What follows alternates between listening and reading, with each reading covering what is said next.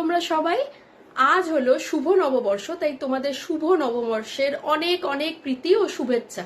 আমি দেবলীনা আজকে চলে এসেছি দেবলীনার গপ্পতে অনেক দিন পর একটা ডেলি ভ্লগ নিয়ে। ডেলি ভ্লগ বলতে আজকে শুভ নববর্ষের দিন, আর শুভ নববর্ষে আমি কি কি করে নিচ্ছি সেটাই তোমাদের দেখাবো। আপাতত আমি একটা নতুন এই কুর্তি পরে নিয়েছি নববর্ষতে, কেমন হয়েছে তোমরা অবশ্যই জানিও। আর আমি আমার হাজব্যান্ডের সাথে এখন একটু বেরোবো, তাই জন্য একটু রেডি হচ্ছি। তো কোথায় যাই সেটাও তোমাদের দেখাবো। আজকে একটা খুব আনন্দের দিন বাংলার সমস্ত বাঙালিদের জন্য, প্লাস আমাদের বাড়ির জন্য। তাহলে ব্লগটা দেখতে থাকো। তাড়াতাড়ি করে খেয়ে দিয়ে রেডি হয়ে বেরিয়ে পড়লাম।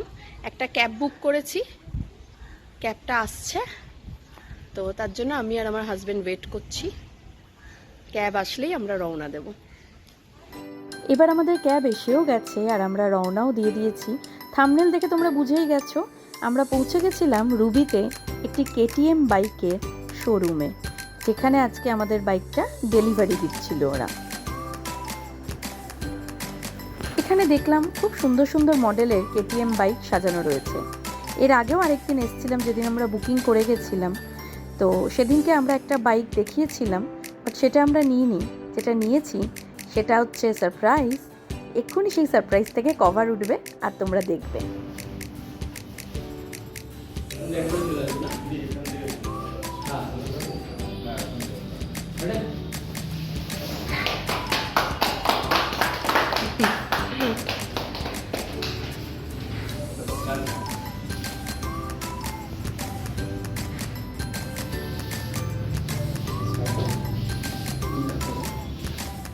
তো এই হচ্ছে আমাদের নতুন বাইক।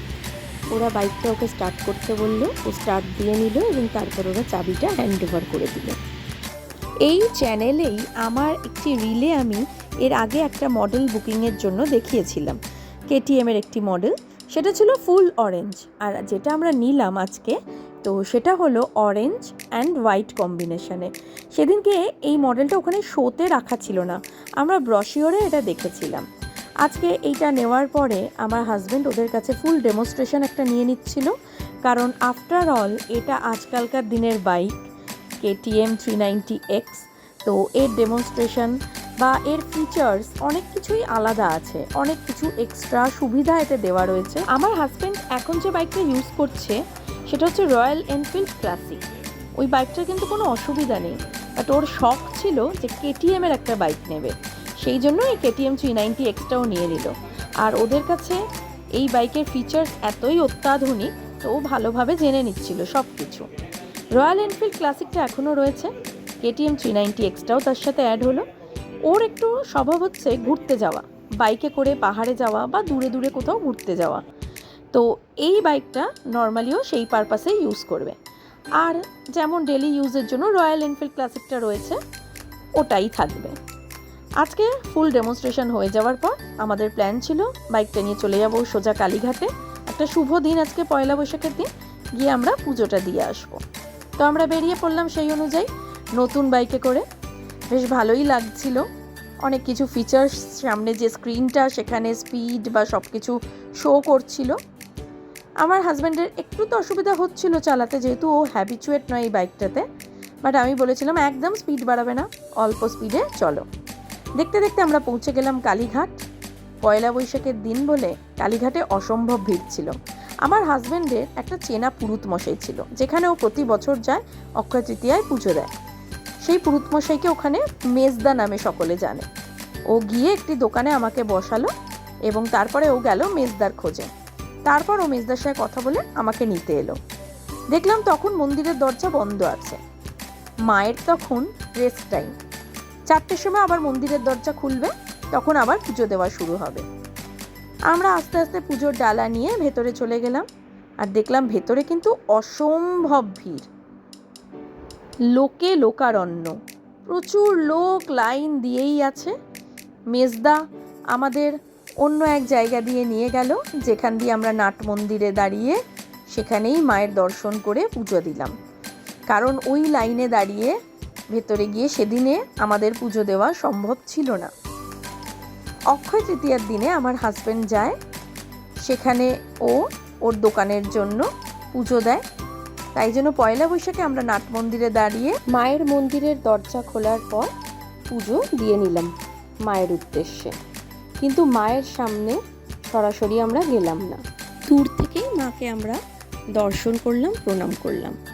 তবে এই দর্শনের ব্যাপারটা এবারে বড়ই অদ্ভুত লাগলো।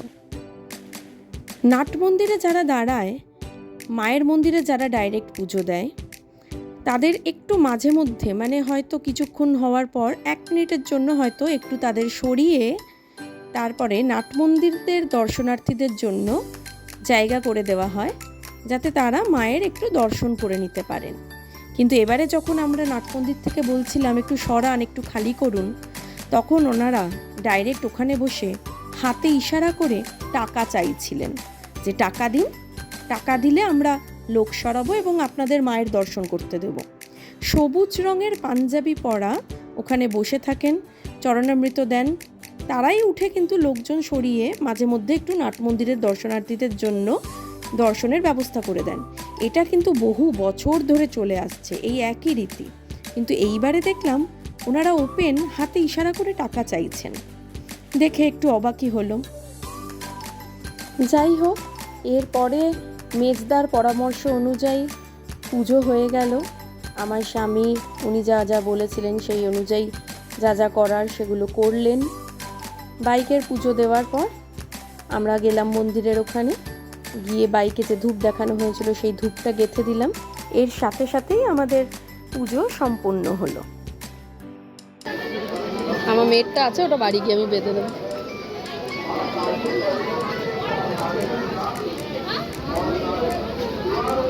ঢিলা করে বেঁধে দেবেন,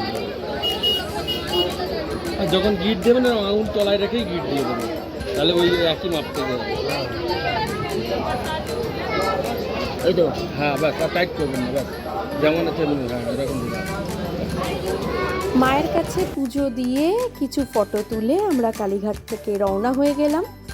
যাত্রাপথে দেখলাম কালীঘাটের সামনে স্কাই ওয়াকের উদ্বোধন চলছে, কারণ সেই দিন থেকেই স্কাই ওয়াক শুরু হলো কালীঘাটে, নববর্ষের দিন থেকেই। তো আমরা ডিসাইড করলাম একদিন বাইকে না এসে মেট্রো করে এসে মেয়েকে নিয়ে স্কাই ওয়াক দিয়ে হেঁটে আসবো, তাহলে স্কাই ওয়াকটাও দেখা হয়ে যাবে। তারপরে আমরা ওখান থেকে বেরিয়ে চলে গেলাম সোজা বালিগঞ্জ কল্যাণ জুয়েলার্সে।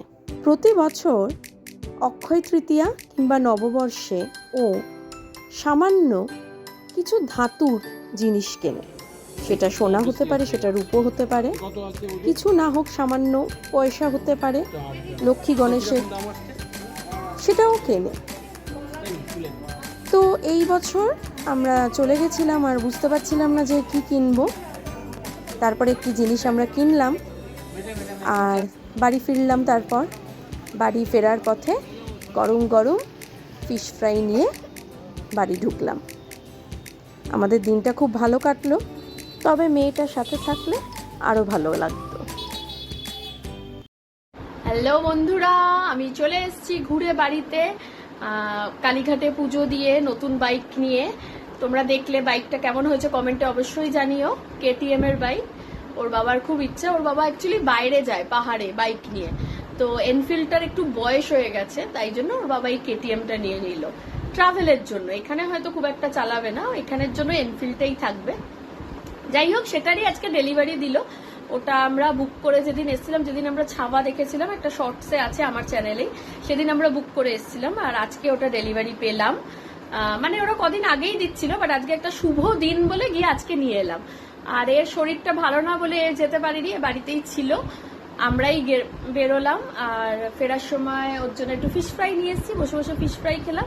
আর কল্যাণ জুয়েলার্স থেকে একটা জিনিস কিনেছি, সেটা তোমাদের এখনই দেখাচ্ছি, ওর জন্য অবশ্যই।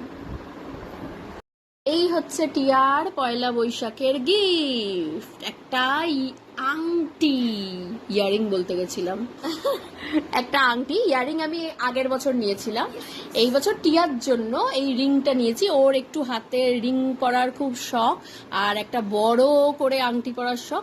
তো আমি ব্যাক ক্যামেরা করে আংটির ভিডিওটা দিয়ে দিচ্ছি, তোমরা কমেন্টে অবশ্যই জানিও কেমন হয়েছে। আর ও বেরোতে পারিনি, ওর শরীরটা ভালো নেই বলে আমরাই বেরিয়েছি, কারণ আমাদের কাজগুলো আজকে করারই ছিল, বাইকটা আজকে নেওয়ারই ছিল, তো তাই জন্য আমরা গেছি। বাট ওকে ছাড়া ভাল লাগছিল না, কি করা যাবে, ওকে ছাড়া আমি কোথাও যাই না, বাট আজকে যেতে হলো। ঠিক আছে বন্ধুরা, আমার আজকের এই ডেলি ব্লগ, আমার চ্যানেলে তো খুব একটা ডেলি ব্লগ আসে না, তো এই ডেলি ব্লগটা যদি তোমাদের ভালো লেগে থাকে তাহলে অবশ্যই আমার চ্যানেলটাকে সাবস্ক্রাইব করো আর ভিডিওটাকে লাইক করতে ভুলো না। দেখা হবে নেক্সট কোনো ব্লগে। ভালো থেকো সবাই, শুভ নববর্ষ, বাই বাই। বাই।